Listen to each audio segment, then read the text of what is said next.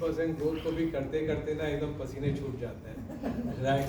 But it's good that we always expect more of ourselves and we should, right? But our purpose from day one, right, जो 15 साल पहले चालू किया था, has been this, to be net zero partner to corporates.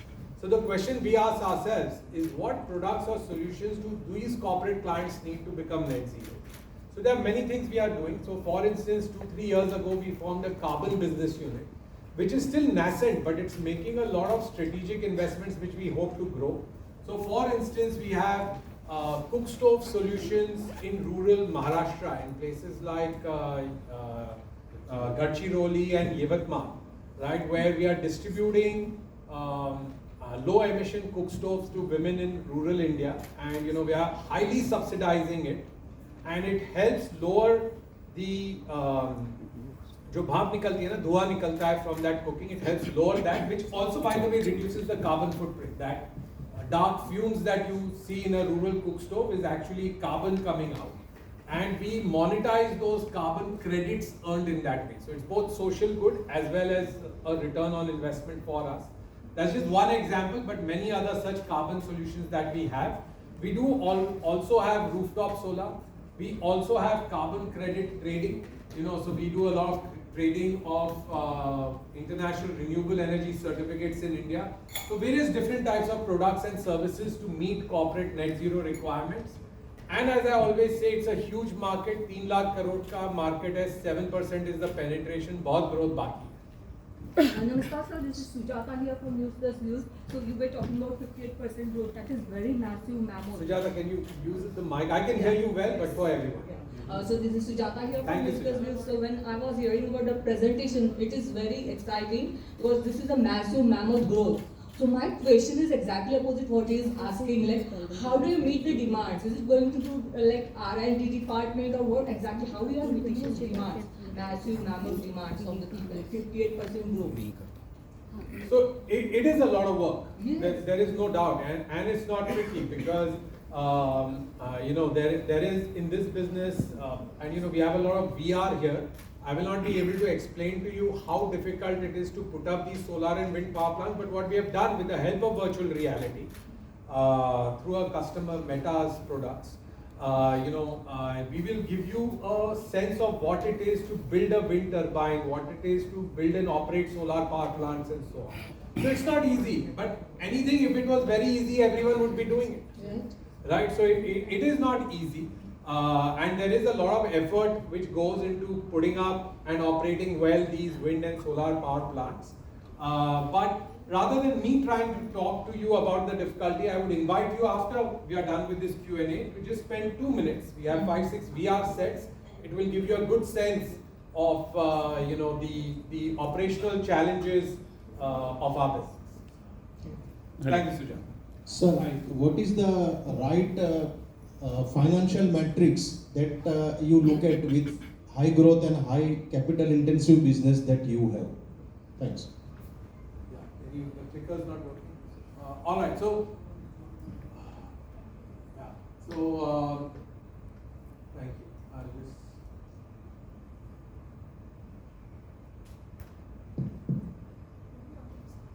I just want to look at the returns.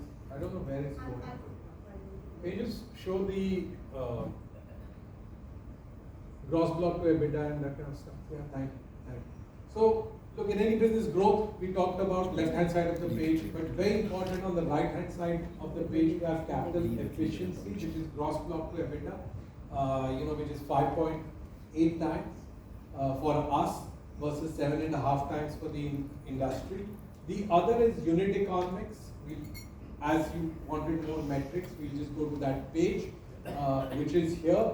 And particularly on this side, see, on an operating business, what you look at is, you are putting a new project, a new power plant. What are the returns on this? So that's how you run the business every day. It's capital allocation and decisions linked to that. Just like in a bank, how do you run a bank? You make decisions on borrowing and lending. You make loan decisions, same way we make capital investment decisions.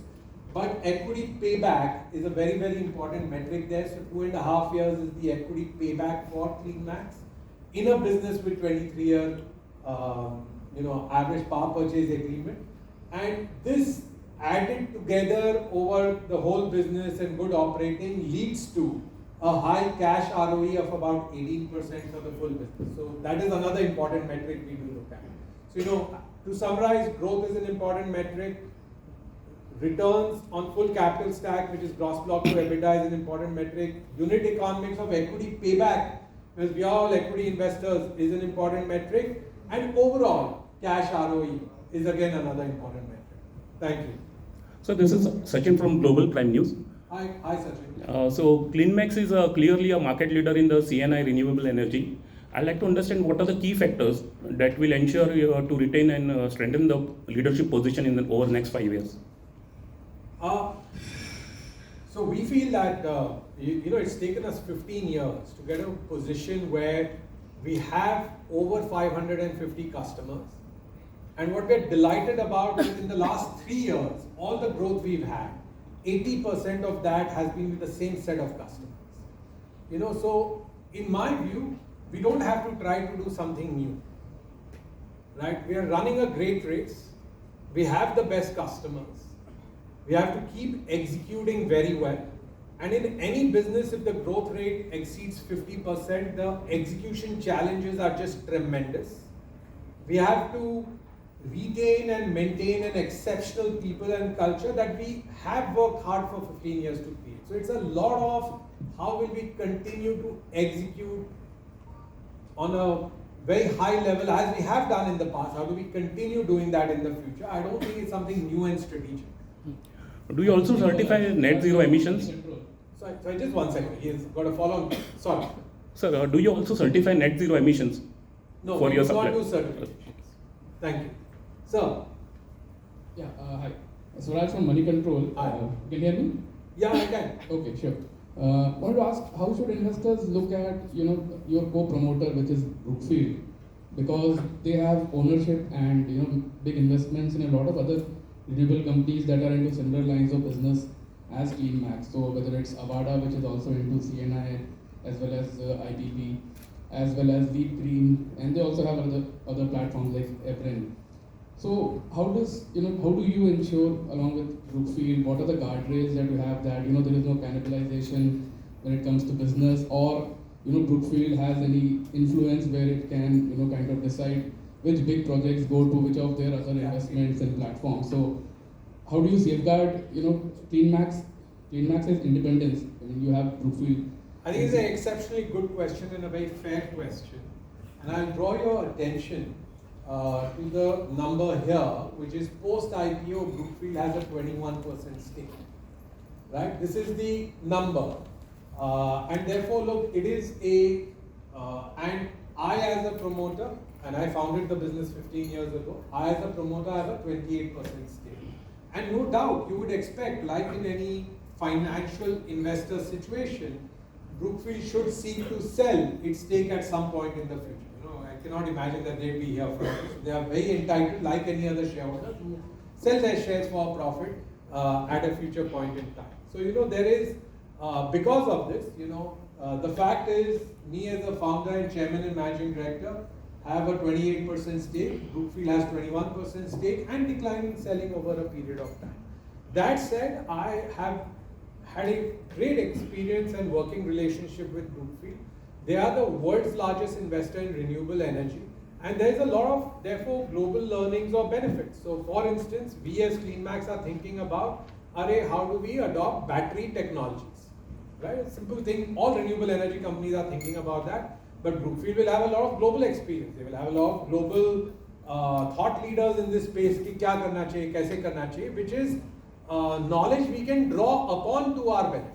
Right? There is no imposition, but it is a benefit of knowledge that we can draw upon for our benefit, and they own and operate renewable assets in, I think, dozens and dozens of countries of the world.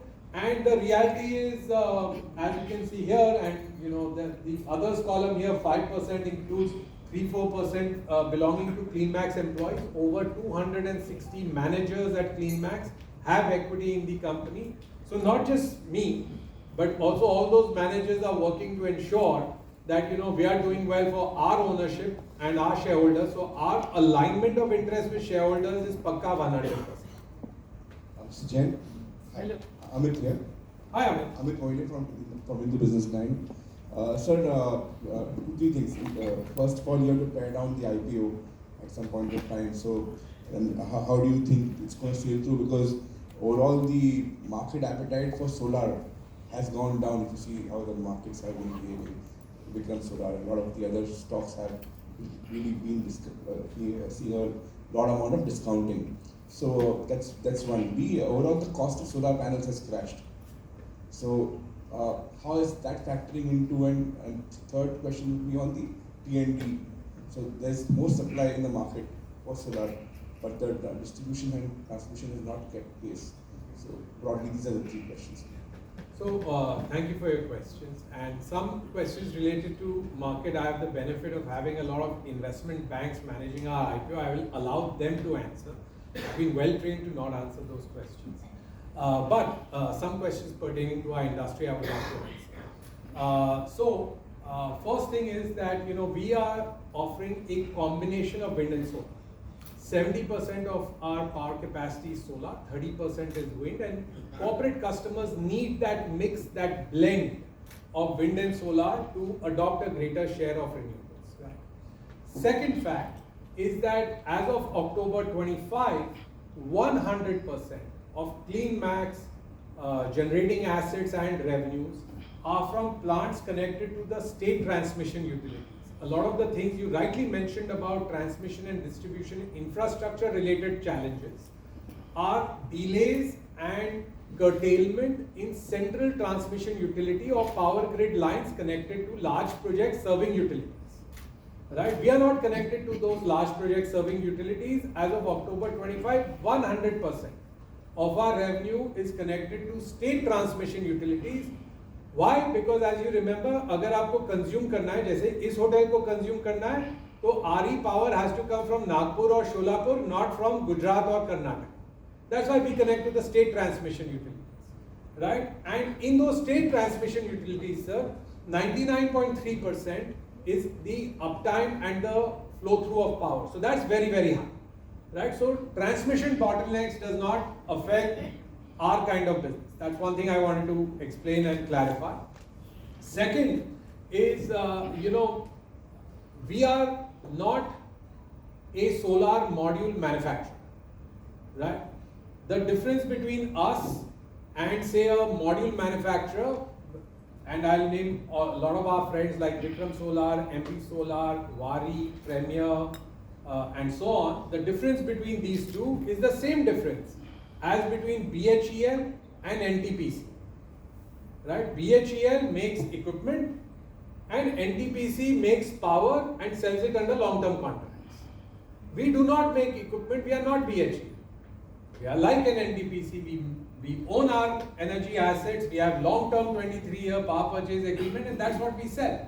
So we are not that business, right? ये थोड़ा अंतर है between us and some of the companies you happen to mention. So you're pretty confident that the market will have a very positive perception to the IPO. We love our business, right? And I hope it shows. And then the rest is like in all markets, for the markets to decide. Hello, this is Babita from Times Global News. Here, excuse me. Hi, sorry. Are you planning So much light in expansion? my eyes, I could see.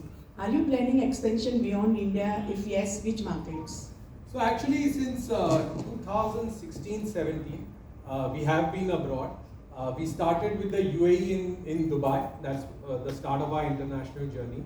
As of date, we are already in, of course, Dubai and UAE, but Bahrain, Saudi Arabia, and also in Thailand. Right? We are very proud that in all these markets, we are within the top 3 rooftop solar suppliers in those geographies. Great. Right? And however, I would like to clarify, if you add all of our international operations, they contribute to less than 5% of our EBITDA today. And it's not like international has not been growing, those businesses are doing well, they are growing fast. But India is just such a giant sized market, and we are the market leader growing so fast that the share of international has not grown. 58% overall growth rate, वो भी grow कर रहे हैं, India भी grow कर रहा है, but वो mix change नहीं होगा. right? But we like that, and we have so many multinational clients who say, you guys are fantastic, you're doing great work here, can you help me there? So that had been the basis of us starting to go abroad. So starting with Dubai in, I think, 2016-17, but now across other parts of Middle East like Bahrain and Saudi Arabia and Thailand. So if any of you are having ever have a Red Bull, the Red Bull factory in Thailand has an 8 megawatt rooftop solar power plant by CleanMax, which sells them energy. How stable are your power purchase agreements, long-term power purchase agreement? So our average tenure of power purchase agreement is 23 years, and in a business which has existed for 15 years and over 1,600 power purchase agreements, we do not have a single instance of a customer dispute or court case and so on, right? So that speaks for itself. Thank you.